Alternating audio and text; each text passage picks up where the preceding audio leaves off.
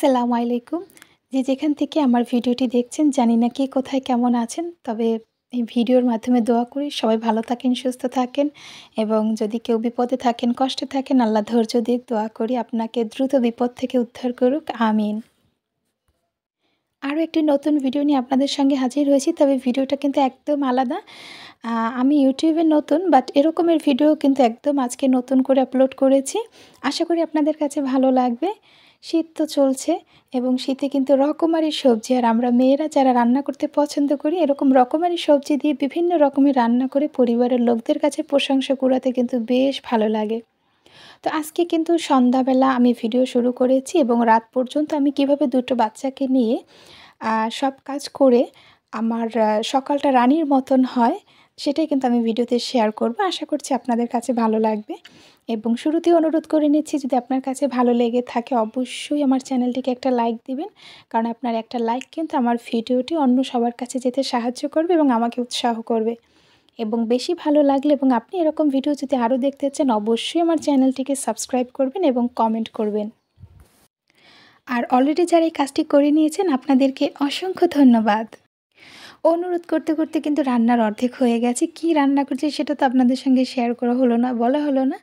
তো বলে দিচ্ছি আমি কিন্তু আজকে রান্না করছি মসুর ডাল দিয়ে ফুলকপি দিয়ে চচ্চড়ি অথবা একটা সবজি মিক্স ডাল বলতে পারেন। আপনি যদি প্রচণ্ড ব্যস্ত থাকেন বা হঠাৎ করে সন্ধ্যাবেলা রান্না করতে হবে, সঙ্গে একটু ডাল সবজির ব্যাপার-স্যাপার থাকে। আমরা বাঙালি আসলে মাছে ভাতে বাঙালি। একদম শুকনা, শুকনা কিছু দিয়ে ভাত খেতে পারি না। তবে আপনি কিন্তু তখন এরকম একটা কিছু রান্না করে পরিবারের লোককে তাক লাগিয়ে দিতে পারেন। তো এটা কিন্তু বেশ মজার একটা খাবার। আমরা যেভাবে ডাল চচ্চড়ি করি সেম ওয়েতেই আপনি ১ম দিকে আসবেন। তবে শেষটা কিন্তু একটু ভিন্ন রকম হবে। যেটা এই রান্নাটার আলাদা অথবা এই রান্নাটার যে একটা স্বাদ সেটা কিন্তু বহন করবে। তো আমি তো শুরুতে ডাল চচ্চড়ির মতন ডাল দিয়ে ভুনিয়ে নিয়েছি। তারপরে গরম পানি দিয়েছি। ডালটা কিন্তু সেদ্ধ হয়ে গেছে। এবারে ডালটাকে ঘুটনি দিয়ে ঘুটে নিচ্ছি ভালোভাবে। ডালের এই পর্যায়ের কাজটা কিন্তু শেষ হয়ে গেলে তারপরে ফুলকপিটা দিয়ে দেবো। তবে ফুলকপিটা কিন্তু আগে যেহেতু ফ্রাই করে নিয়েছি তাই এটা কিন্তু মোটামুটি সিদ্ধই আছে। আর আপনারা যারা এক্সপার্ট রাঁধুনি তারা তো জানেন ফুলকপিটা আসলে অত বেশি রান্নার কিছুই নেই। এটা খুব দ্রুত হয়ে যায়। খুব বেশি রান্না করলে কিন্তু ফুলটা একদম গলে যায়। তো এই যে শেষে আমি পেঁয়াজ, রসুন দিয়ে এবার বরিশালের ভাষায় বাগার দেবো ডালে। এই বাগারই কিন্তু এই ডালটার আলাদা স্বাদ বহন করবে। তো শুরুটা কিন্তু ডাল চচ্চড়ির মতন ছিল, আবার শেষটা কিন্তু আমাদের দেশি স্টাইলে ডাল রান্নার মতন বাগার দিয়েছি। এরপরেই কিন্তু এই ডালটা স্বাদ লাগবে এবং ডালটা একটু ঘন, ঘন হবে, মাখো, মাখো টাইপের হবে। শেষে আপনি ধনেপাতা দিয়ে নামিয়ে নেবেন, হয়ে যাবে আপনার সবজি দিয়ে ডাল চচ্চড়ি। শুধু যে ডাল চচ্চড়ি করব, ভাত খাবো ব্যাপারটা কিন্তু তা না।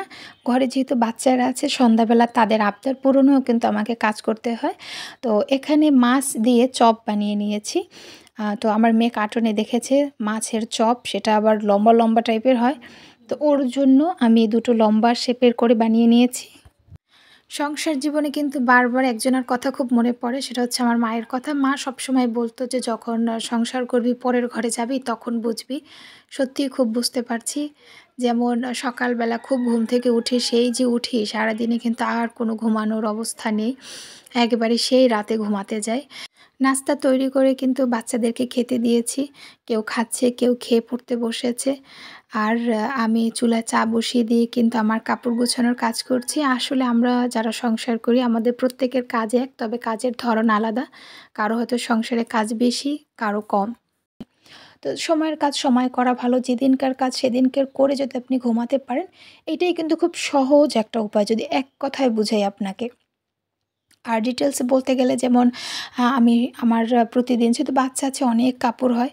তো ওই কাপড়গুলো কিন্তু সন্ধ্যার পরে আমি গুছিয়ে রাখি। সেটা হতে পারে নাস্তা খাওয়ার আগে সন্ধ্যা অথবা নাস্তা খাওয়ার পরে।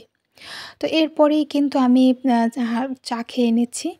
তো চা খেয়ে মেয়েকে পড়তে বসিয়ে দিয়েছি। ওর যেহেতু সামনে ৩য় সামষ্টিক পরীক্ষা, তো সংসারে কাজের পাশাপাশি কিন্তু আমাকে ওকে ফুল সময় দিতে হচ্ছে। ও কি পড়ছে সেটা দেখতে হচ্ছে, ওকে বসাতে হচ্ছে পড়তে।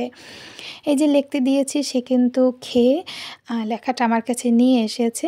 আর লেখায় খুব একটা মনোযোগ নেই, তাই এরকম হচ্ছে হাতের লেখা। আর সিয়ামের কাজ দেখেন সারাদিন গ্লাসটা আটকায় আবার খোলে।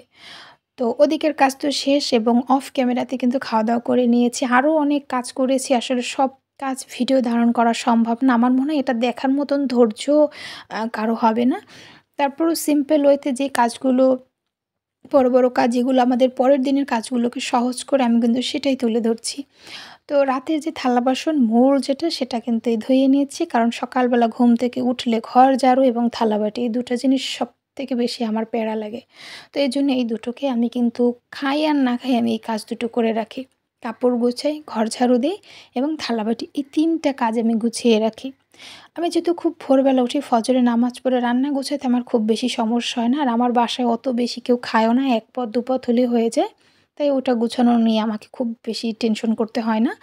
থালাবাটি ধোয়া শেষে কিন্তু বেসিন এবং নিচের যে হাউস একবারই পরিষ্কার করে দেই এবং তারপরে এখান থেকে বেরিয়ে আবার যে রাতের খাবারগুলো ছিল সেগুলোকে ফ্রিজে রেখে দিচ্ছি।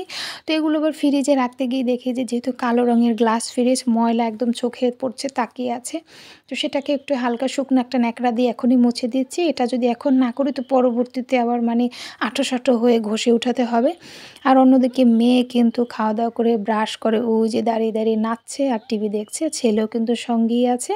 আর আমি এদিকে আমার রাতের শোবার আগে যে টুকটাক যে কাজগুলো পড়ে আছে সেটা করে নিচ্ছি।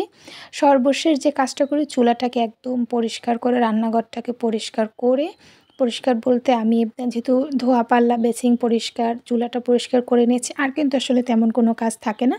তো সেটাই করে নিচ্ছি। ছেলে কিন্তু কোলে উঠে আছে। তার প্রচণ্ড ঘুম পেয়েছে। আর ছোট মানুষ তো আসলে কতক্ষণই বা খেলে। আমরা এরকম মায়েরা যারা সংসারে কাজগুলো করি, ফাঁকে, ফাঁকে কিন্তু আমাদেরকে আসলে একটা ৫ মিনিটের কাজে ০.৫ ঘন্টা হয়ে যাচ্ছে শুধুমাত্র এই কারণে। তো রান্নাঘরের কাজ শেষ, ভিডিও কিন্তু শেষ। এই যে ফুল সরিয়ে দিলাম। এটুকু আমি ইচ্ছে করে রেখেছি আমরা যারা ভিডিও করি তারা কিন্তু এরকমেরই করি। তো এখন কিন্তু আমার কাজ শেষ, আর কোনো কাজ নেই। এখন রাতে ঘুমানোর জন্য প্রস্তুতি নিচ্ছি। সংসার জীবনের ছোট্ট অভিজ্ঞতা থেকে আমি আপনাকে আমার যতটুকু জ্ঞানের পরিধি সেটুকু থেকে যেটুকু বলতে পারি আপনি যদি সময়ের কাজ সময়ে করে নেন এবং আজকের যে কাজটা রাতে ঘুমানোর আগে চেষ্টা করবেন সেই কাজটা শেষ করে ঘুমাতে, সেটা যেন পরের দিনের জন্য না থাকে। পারলে পরের দিনের কাজ কিছুটা এগিয়ে রাখবেন, তাহলে কিন্তু আপনার সংসারের কাজ অনেকটা কমে আসবে। তারপরও সুবিধা-অসুবিধা সংসারের কাজের ধরন সবার এক না। সেই অনুযায়ী যদি আপনি আপনার প্রস্তুতি নেন তাহলে কিন্তু আপনার কাজ অনেক, অনেক, অনেক সহজ হবে। তো আমি জানি না আজকের ভিডিওতে কতটা শেয়ার করতে পেরেছি, বলতে পেরেছি, বোঝাতে পেরেছি। আমার ভুল ত্রুটিগুলোকে আপনারা ক্ষমা করে দেবেন। আমি ক্ষমা চেয়ে নিচ্ছি। আমি কিন্তু মানুষ, ভুলের ঊর্ধ্বে নই। তো সবাই ভালো থাকবেন, সুস্থ থাকবেন। আল্লাহ হাফেজ। আসসালামু আলাইকুম।